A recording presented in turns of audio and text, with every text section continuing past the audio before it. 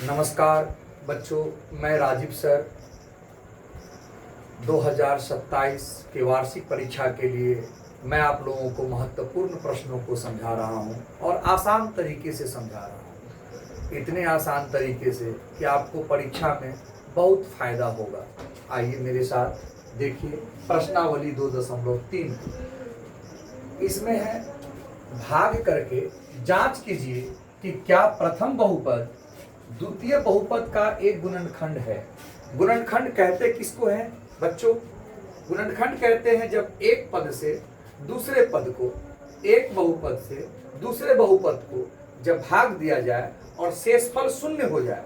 जब शेषफल शून्य हो जाएगा तो हम कहेंगे कि हाँ, प्रथम बहुपद दूसरे बहुपद का एक गुणनखंड है। मतलब शेषफल शून्य होने का ये अर्थ हुआ कि ये 2t पर पावर 4 प्लस 3t पर पावर 3 माइनस 2t पर पावर 2 माइनस 9t माइनस 12 का एक बहुपद t स्क्वायर माइनस 3 है। हो सकता है कोई और भी बहुपद हो जो इसका गुणनखंड हो, बट इसका ये गुणनखंड है या नहीं, इसके लिए आपको भाग करना होगा और शेषफल को शून्य आना पड़ेगा। तो आइए देखते हैं।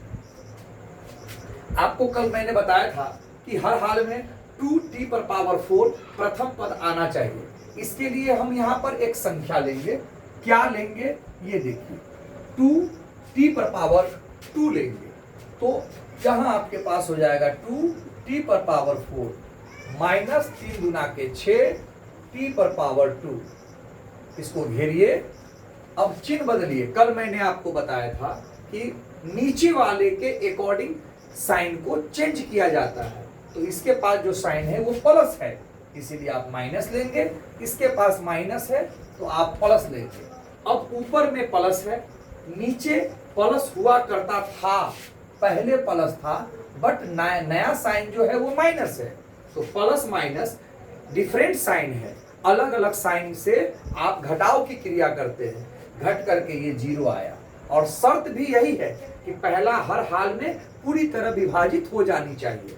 अब ये आप ऊपर वाले को उतारेंगे, प्लस 3t पर पावर 2, 3t पर पावर 3। और इसको देखेंगे 2t पर पावर 2 जो है वो माइनस में है, 6t पर पावर 2 माइनस में हुआ करता था, बट अब ये प्लस में है।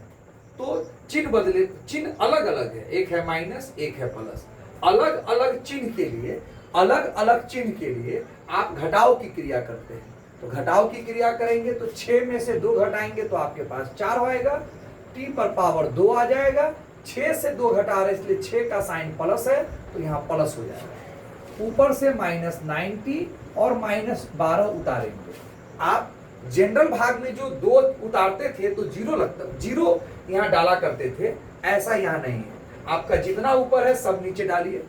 जो लेने वाला होगा, जो काम का चीज होगा, उसको ये मैथ ले लेगा, और जो छोड़ने वाला होगा उसको वो छोड़ देगा। अब आपको पता है कि प्रथम पद जो है प्लस 3t पर पावर 3 है, ये हर हाल में हमको आना चाहिए। तो कैसे आएगा, हम क्या लिखेंगे यहाँ पर? तो हम यहाँ लिखेंगे 3t, हम लिखेंगे 3t लिखने से आप जब गुना करेंगे तो 3t पर पावर 3 माइनस 3 जा 9t। आप इसको घेर दीजिए। ये प्लस है माइनस हो जाएगा, ये माइनस है प्लस हो जाएगा। आप अच्छी तरह जानते हैं कि हर हाल में चिन्ह जो होता है वो नीचे वाले के अकॉर्डिंग चेंज होता है। अब इसका चिन्ह जो है, ऊपर वाला का जो चिन्ह है वो प्लस है, और नीचे वाले का चिन्ह जो है प्लस था, अब नया चिन्ह क्या हुआ, माइनस हुआ। तो प्लस और माइनस जब हो, अलग अलग साइन जब हो, तो घटाव की क्रिया की जाती है। तो घट करके ये हो गया 0। अब मेरे पास बचा प्लस 4t पर पावर 2, और ये 9t माइनस में है और ये 9t प्लस में है। ये माइनस का वैल्यू नहीं रहा, जो चिन्ह बदलता है, नया चिन्ह आता है, उसका ही वैल्यू होता है। तो अलग अलग चिन्ह है, अलग अलग चिन्ह में घटाव की क्रिया होगी, घट करके ये हो गया 0। अब है उतर गया ऊपर से -12। आपके मन में एक सवाल आता होगा कि आखिर भाग की क्रिया कब तक चलेगी। मैंने आपको पिछले वीडियो में बताया है, भाग की क्रिया तब तक चलेगी जब तक कि ये जो इसका जो सबसे बड़ा पावर है 2, उससे यहाँ लगने वाले का पावर छोटा जब तक न हो जाए तब तक यह क्रिया रुकनी नहीं चाहिए। मतलब t पर पावर 2 यहाँ है, t पर पावर 2 यहाँ है, अभी एक बार ये क्रिया और होगी, अभी वो इक्वल है। अभी देखिए 2 है और यहाँ 4 है, तो इससे ये बड़ा पावर है, इसीलिए ये क्रिया हुआ है। उसके बाद यहाँ ये पावर 2 है, यहाँ पावर 3 है, इसीलिए एक स्टेप और मैथ सॉल्व हुआ है। फिर यहाँ t पर पावर 2 है, यहाँ t पर पावर 2 है, अभी भी पावर इक्वल है, इसलिए अभी भी भाग की क्रिया होगी। जब पावर छोटा हो जाएगा इसका इससे, तो भाग की क्रिया रोक दी जाएगी। आपको पता है कि ये हर हाल में आना चाहिए, तो इसके लिए आपको यहाँ पर लेना होगा +4। +4 लेंगे तो +4 t पर पावर 2 हो जाएगा, -4 3 12। आप चिन्ह बदलेंगे, यहाँ माइनस लिखिए, यहाँ प्लस लिखिए, खत्म खत्म। इस प्रकार आपका शेषफल कितना आया? शेषफल आया 0, शेषफल आया 0। आप लिखेंगे अतः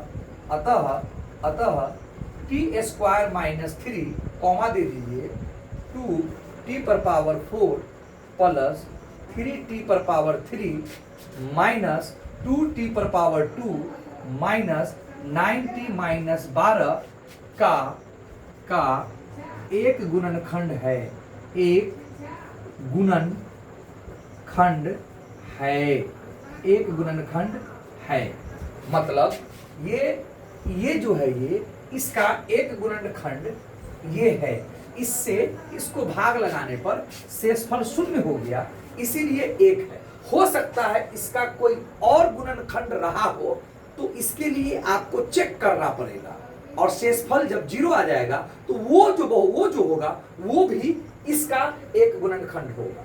इस प्रकार ये भाग सॉल्व हुआ, शेषफल 0 आया।